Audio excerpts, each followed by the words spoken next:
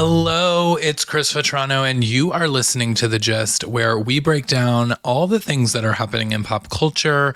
It's a Monday, so that means that we are covering everything that happened on Bravo last week. I think starting with a couple of hot topics. Winter House is filming currently. So we've seen a couple of photos. We know Tom Sandoval, who was originally supposed to be on the series, is obviously not. He's going through some things. But Tom Schwartz did film. He obviously was back for the Vanderpump Rules reunion back in LA. So maybe he's just on Winter House for a short weekend. But he was there. We also have seen photos of Captain Sandy from Below Deck filming with the cast. Why? It's a really good question. I'm not sure.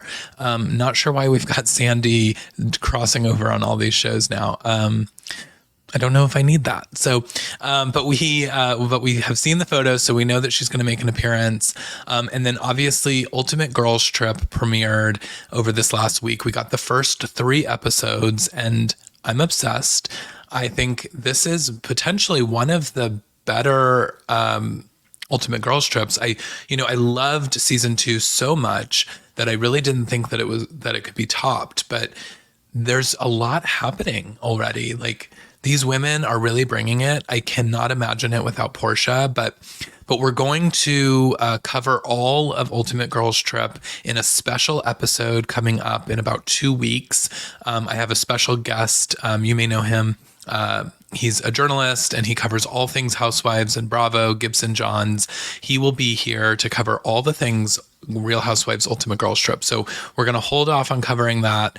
But getting into this week's Bravo episodes, we will start with New Jersey. So I'm just loving Danielle, guys. She is like potentially my new favorite housewife, and this could be of all the franchises.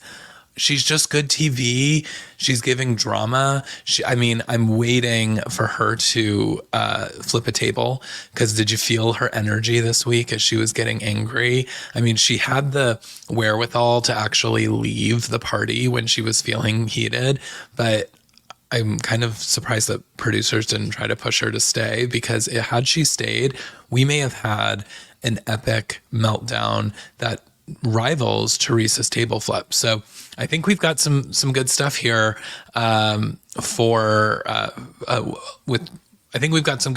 with Danielle.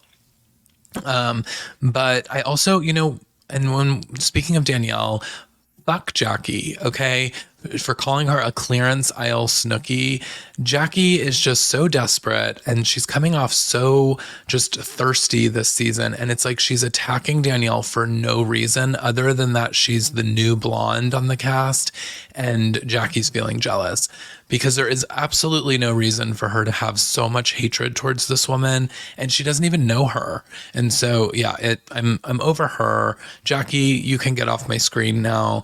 And then I also think that just the fact that Danielle and Rachel are filming on their own, they have their own scenes, that's huge. A lot of times when we get new housewives, they have to film with legacy housewives for the first season.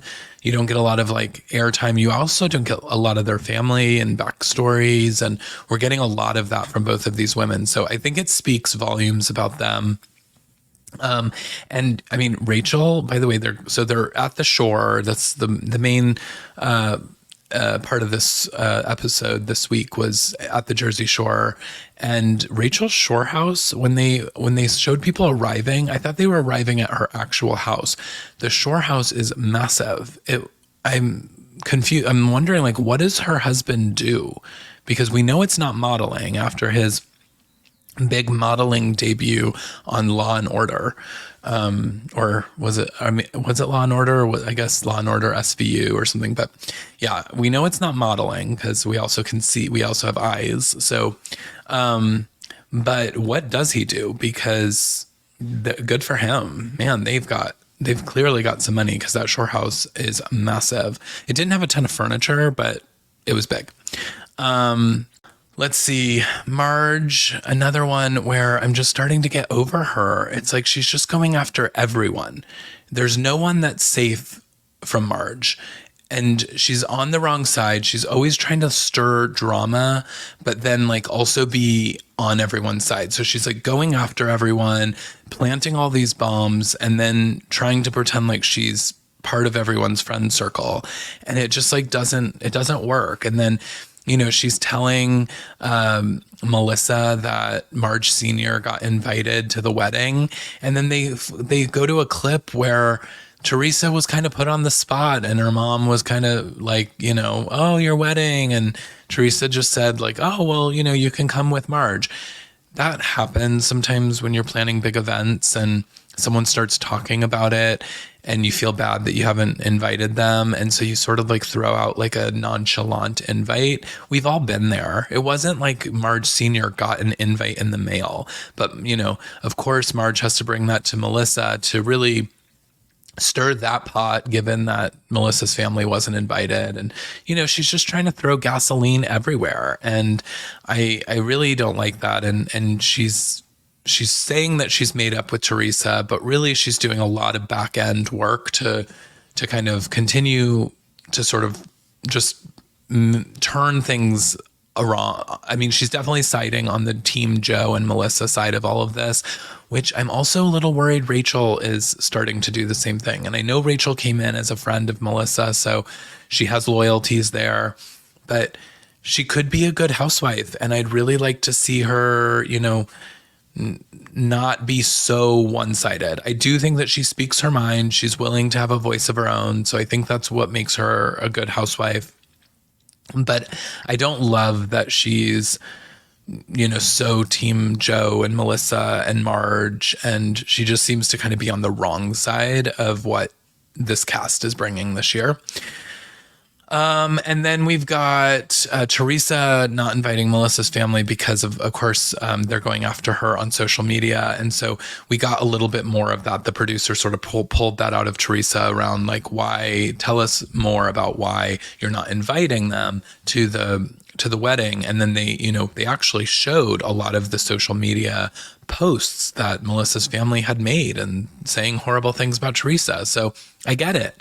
Like that would be enough reason for me not to want to invite somebody. So I get that. And, I think Louis apologizing to Melissa's mom saying, we didn't want there to be any like bad blood in this decision. And, he did kind of throw Teresa under the bus in a way that was like, well, it wasn't my ultimate decision, but he doesn't know them. I think that was a nice thing that he did.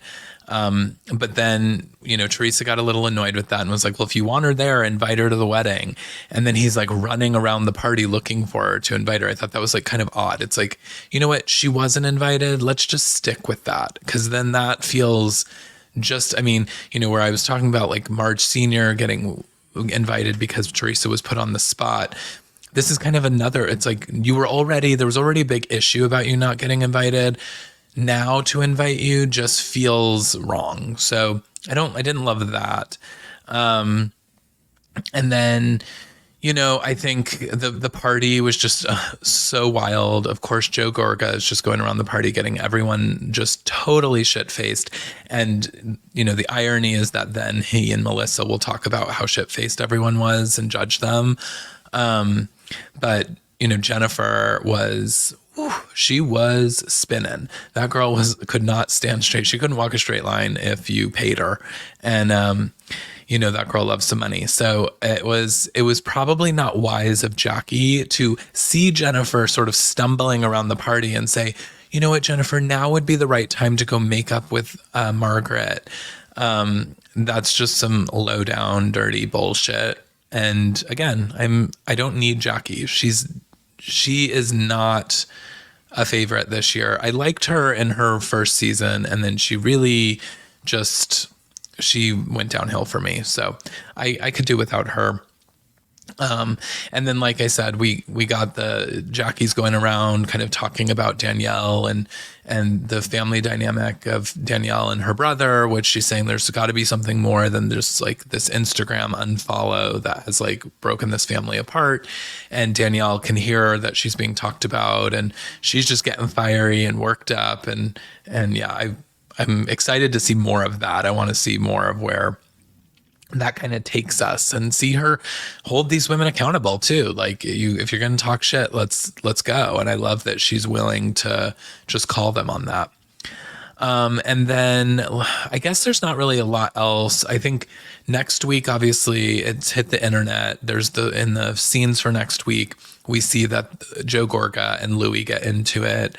And Louis talks about wearing Teresa's father's, who has passed away, his pajamas in order to make the girls at home feel more safe, which a lot of people have reactions about that.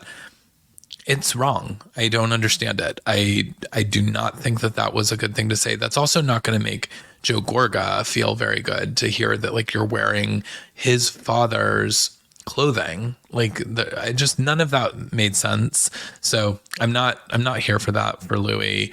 I'm hoping that was edited in a weird way and we find out more to that story next week. But that's too far. And then on the Watch What Happens Live episode after this week's Jersey, we had Rachel and Jennifer Fessler were the guests, and Jennifer Fessler has had a full, like, she has dropped a ton of weight. She's got a facelift. She's got a nose job. I mean, she looks like a different person.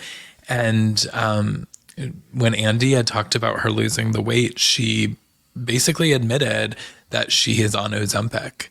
And we all know that, like, obviously Margaret is as well. I mean, she has Ozempic face and she's lost all of this weight, and they're friends. So I'm sure that's like just a thing that these women are talking about as friends. But I was surprised to see her be that open with doing that, especially how controversial that's been, especially in the Housewives franchises. So yeah, that was interesting.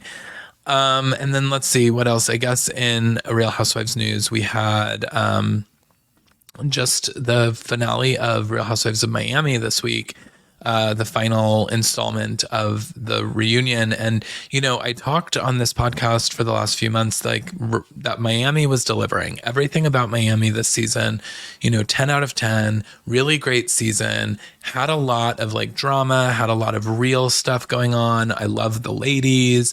I'm feeling good.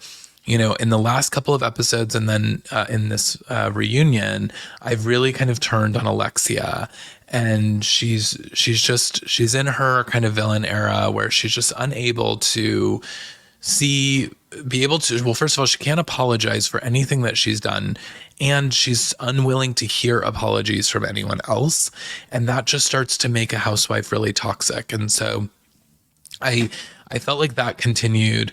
And then I definitely had felt that Adriana, she did this letter that was from Marisol's friend, and Andy had to read it out loud, and it was like, I'm worried that Marisol's gonna kill me. And it was this whole long letter, and then at the end of it, it's sincerely Marisol's liver.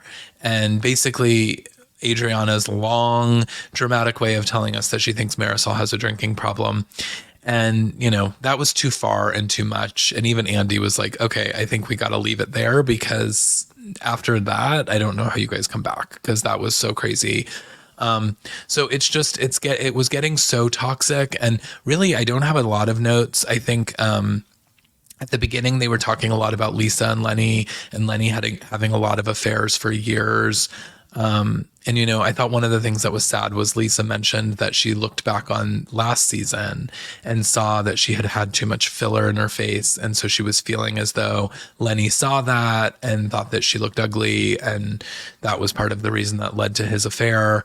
And then, Kiki ended up only having a short stint on this episode. But I thought that as she was leaving and Andy gave her a burger, which was epic, I love that she's like, with extra cheese, because I love Kiki. She's so good. But that Julia was like, oh, the burger, like, it reminds me of something I did to you this season when she uninvited her to Adriana's party, or I guess to Julia's party, because of Adriana's video shoot. She acknowledged that it wasn't the right thing to do and that she wanted to end in peace with Kiki. They had a hug. I thought that was really nice.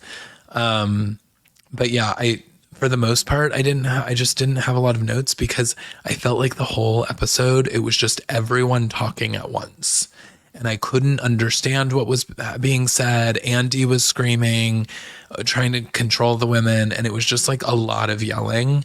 And I didn't think that that was very enjoyable, and I was not following a lot of what we were actually trying to get across. So I hope that they rein these women in, because they do that often in Miami. I mean, Miami women are fiery, and so they've got a lot to say, but it's like we also need a little bit more control where they can listen as well, so that we can get to resolution. We did in the end sort of have some peace across the couches, and Andy kind of helped to facilitate some of that. And then Gertie, as she was seeing this like bright spot between Adriana and Alexia and Marisol sort of like starting to mend their ways, Gertie steps in to be like, well, and also let's try to fix Larsa and Nicole. And and so we did end up in a probably a healthier state than where the majority of this reunion was. So so that was a great season. I think I've said it on the podcast before, but in just a couple of weeks, cameras are being picked back up to start filming the third installment of this new rebooted Real Housewives of Miami. So, and no word on casting quite yet, but we assume that most of these women are going to make it back on screen in some capacity, given how short of a time it's been. We've got to wrap up some storyline there. So that's our Real Housewives for this week. And then on Summer House, I thought it was actually like a pretty enjoyable episode. Summer House is kind of in its flop era this season.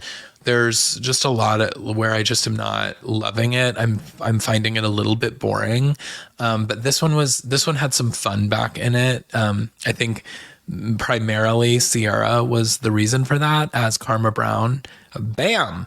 The amount of times that she said bam in her Studio 50 Forest outfit was incredible. And by the way, she looks incredible. Her body is like so, flawless. But her outfit was so great, and her like she took on that persona in such a way that I hope that we see more Karma Brown. We need her at the reunion. We need her in more episodes. Let's cast her next season. Because I could use some more Karma Brown in our lives. And then Paige was back, and I know this last week I mentioned on the podcast that Paige I'm kind of forgetting that she's there. She's kind of boring. I feel like all she does is sleep. She did sort of wake up this episode, which was good. But if Paige comes back next season, I think they just need to remove all the beds from the house, because like, if there's a bed around, Paige will be in it. And so we need to take the beds away, because when she is on and present, she's good. And so she was stirring things up this episode, and I think that helped. Carl and Kyle had their, kind of like awkward sort of makeup, but I think that they both made good points. I think that ultimately they recognize that this is like a fight between both of their partners, and like it's not really a fight between them. They've got some stuff that they need to work through from a professional setting, and so I think that they ended in a good way. And then when Carl said, when he tried to kind of like recap for Lindsay, like, yeah, I think, Kyle and I are in a good place. But I think it would be great if you and Amanda could, also get to a good place.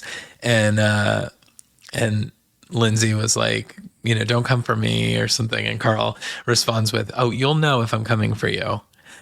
I was like, you saw Lindsay's face go to that, like, how many sandwiches have you made for me place?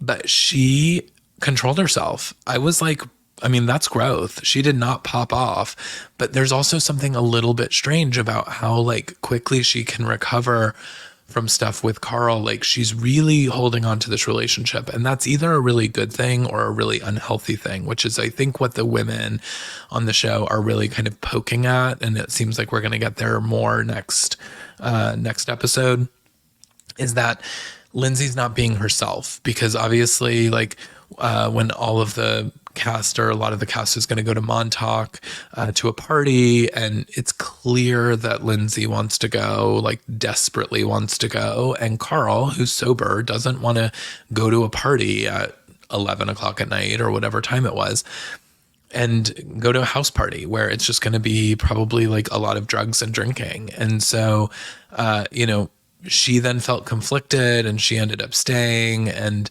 that can get really unhealthy too, because it becomes codependent and then you get resentment. And so, if it's only a problem because it was clear that Lindsay really wanted to go. We'll see how that plays out. I think I do like Gabby too, by the way. I think she's been a good addition. I think, there's a lot of talk when there's new cast members on these shows that they're not given a chance, and that, the community doesn't really like embrace them and bring them in, because, I have said things that I'm not really vibing with Chris, the new guy on the house. And honestly, I kind of feel the same about Sam. I don't think that she is really great TV. I think that like she seems perfectly fine, perfectly nice, but I don't get like a lot from her that I feel like I want to watch and invest more time in her. Gabby, on the other hand, is someone that I could invest more time in. I think that like she's got some good TV, she's got some good moments. But I did think that 3 outfit changes at her own party was a bit excessive. It was like she was never present at her party because she was just constantly changing into something else. But I do like her. I think that she's good addition to this group. And then I think that I'm just trying to think if there's anything else. I guess, Danielle and the Lindsay conversation, we're starting to see the cracks in their relationship. We're starting to see kind of like Paige stirred up some of that in the beginning. And then Lindsay and Danielle were able to kind of have some like heart to heart about it. But I think, it's starting to reveal these red flags that I mentioned around like some of the codependency and, some of the things that potentially are happening, that aren't so healthy in their relationship. And as I said, next week we're going to get, looks like a girls' night dinner where Lindsay's like, there's absolutely no reason that I should go to a party when my boyfriend's at home. And Danielle was like, I take offense to that because the reason would be to hang out with your, what I thought was your best friend. So it seems like this is where we're going to start getting into their big fallout. And so that's coming. And then Lindsay, at the end of the episode, because Carl asked her to, went up to Amanda and said, do you want to get together? It was a very awkward invite. And Amanda was really clearly taken like aback from the whole thing. She was like, we haven't hung out in 3+ years and this is going to be kind of awkward, but I'm assuming that cameras will be there for that, and we'll see that next week. So that's how that episode ended. But yeah, that was Summer House this week, and then Vanderpump Rules. So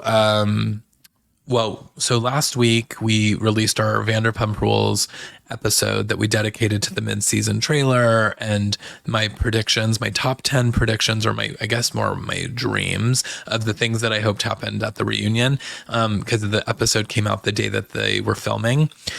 We haven't gotten a ton from the reunion.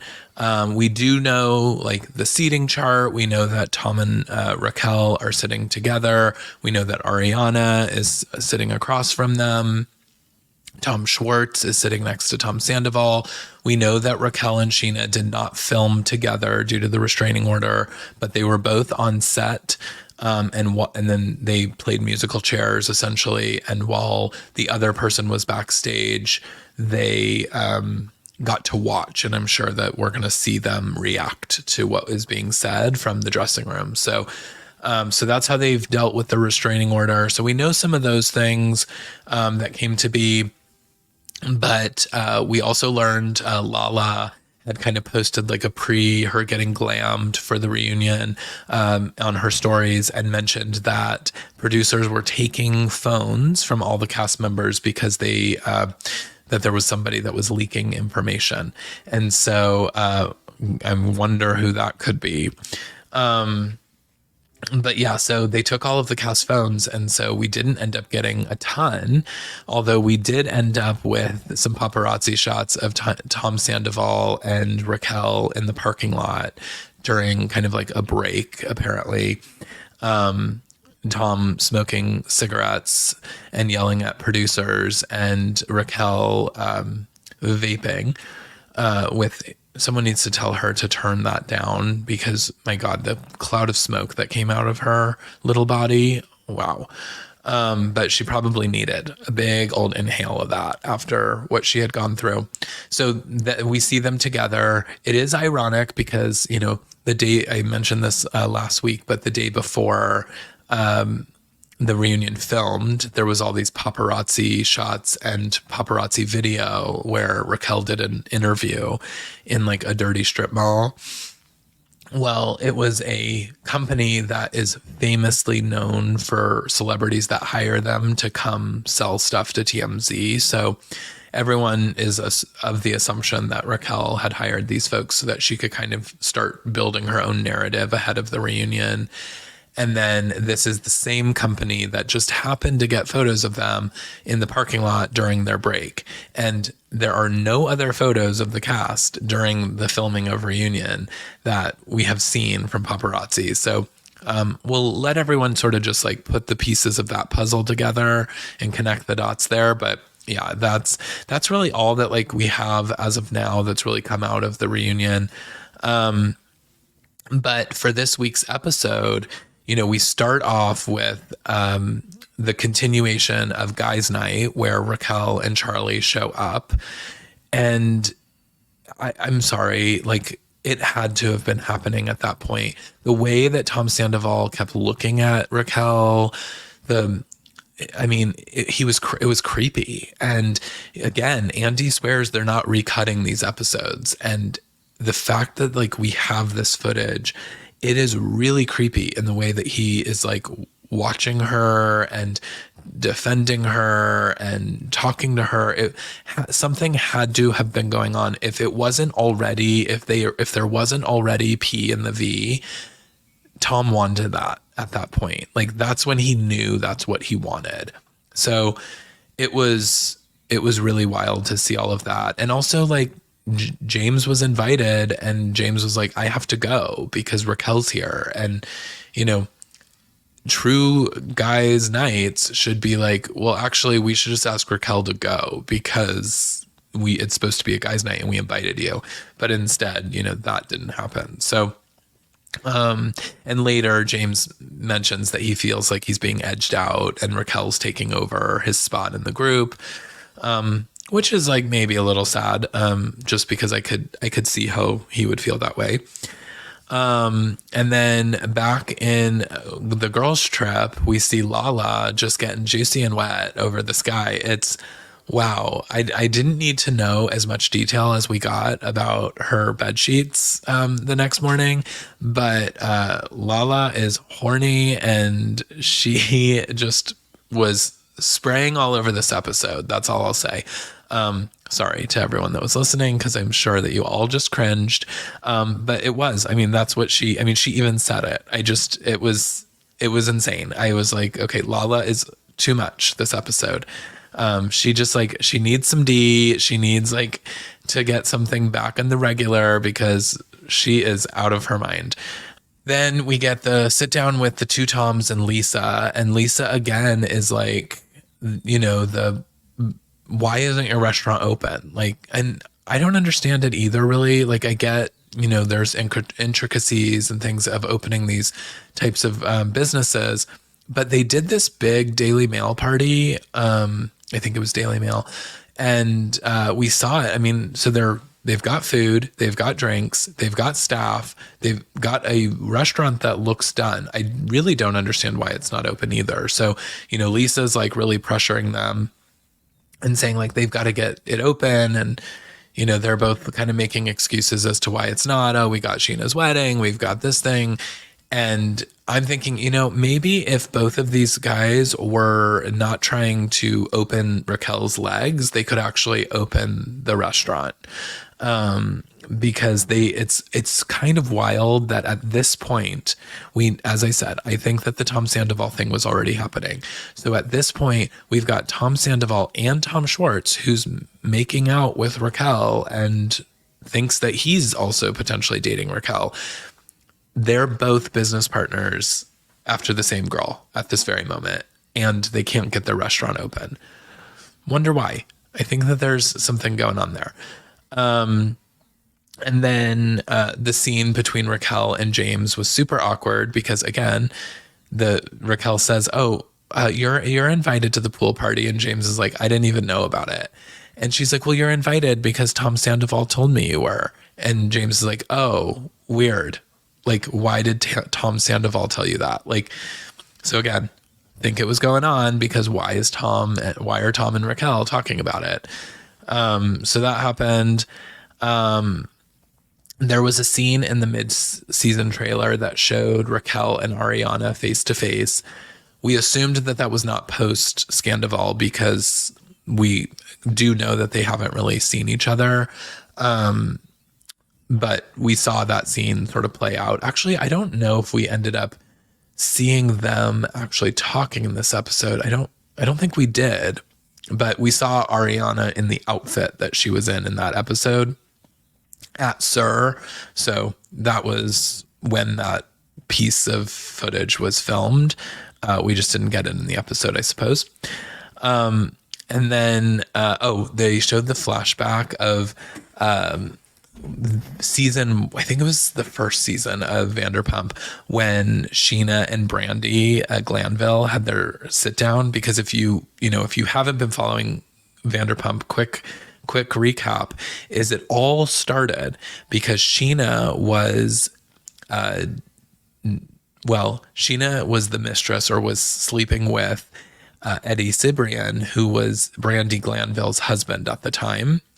And so that all played out on Real Housewives of Beverly Hills. And then they did this incredible crossover event where you're in 1 minute, in one scene, you're in Villa Blanca with the Real Housewives of Beverly Hills cast, and you're watching Real Housewives of Beverly Hills, and the cast is sort of like, or the Vanderpump Rules kids are in their Sir outfits, like serving hors d'oeuvres, and then all of a sudden it like transitions to this like back of house scene, and we're suddenly in the first episode of Vanderpump Rules. I mean, it was epic television. It was a moment that only folks that watched it live will ever get to experience, because it was literally this like seamless thing from one show into the next. But yeah, of course. So then we get to know Sheena and all of the things going on, but they had a sit down conversation at one point, and we flash back to that. I thought that was everything, especially looking at Sheena's face back then. She looked like such a little girl, and she's obviously had a lot of work done since, but I think honestly, she just looked so much younger. I mean, she really was like this young, not teenager, but she was young. And then what else? And then we're at the pool party, and so many things were happening there. But the main thing is, like, again, Tom Sandoval defending Raquel. It's like, Jesus Christ, like, this guy is in front of his girlfriend, like, ride or die Raquel, and going and like just in a way that is like so inappropriate. Ariana walked away and was like, "Yeah, Tom, you don't need to be Tom against the girls. Like, I'm walking away because I don't want that to be the case." And it wasn't even about Tom against the girls. It was truly that Tom Sandoval was defending Raquel, like as if that was his girl. I mean, it was wild. And then Raquel and Lala get into it again. And Raquel like thinks that she's got a backbone, and that she's like, "I'm coming for you, Lala." And Lala's like, "Oh girl, like stop talking to me. Like, you're done. I want nothing to do with you." And what I loved is Raquel says to her, "You give off mistress bimbo vibes, and I cannot stand it." LOL. You've got to be kidding me. Okay. Mistress to Tom Sandoval, bimbo, period. Okay. So that's hilarious. That's the pot calling the kettle Raquel. But yeah, it's wild. And then all the Katie stuff, like they're trying to get Katie to give up her room in Mexico. She's like, I've got a non-refundable trip. I'm taking my best friend, Christina Kelly, who it's her birthday. We're going to Mexico. I don't need to come to Sheena's wedding. That's happening there. I get that that's odd, but like, I'm not changing my trip. Like I've already paid for it. No one was on team Katie. And like, I was feeling really sad for her. I feel like Katie's just like, she's been abused in a lot of like mental ways over the last many years. And, Tom Schwartz just like does not come to her defense ever, which is why they're now divorcing. And once again, he's like just a dirtbag and he can't just go like, guys, like leave Katie alone. Like, sorry, Sheena, that one of your bridesmaids like forgot to book her trip, but like, she's got to figure that out. We can't like pressure someone else to give up their room. I mean, it's like going door to door at the, and asking people if they're going to be staying at that hotel and could they give up their room. I mean, it's ridiculous. So, that's how that kind of ended is, Katie ended up leaving the party because she was like, yeah, I don't have any allies here. So, that was Vanderpump this week. So that's going to do it. That's our Bravo breakdown. We covered all the shows from this last week, but we'll be here every Monday to cover everything happening on Bravo. And of course, you can catch our special interviews on Thursdays. It's been Chris Vetrano, guys. Thanks so much for, as always, tuning in. You can rate and subscribe so that you never miss an episode of The Gist, and follow me at CM Vetrano on Instagram, Twitter, and TikTok. Go to listenitsvetrano.com for more information. But until our next episode, I hope that you all out there have an incredible week, and we'll talk to you soon. Bye.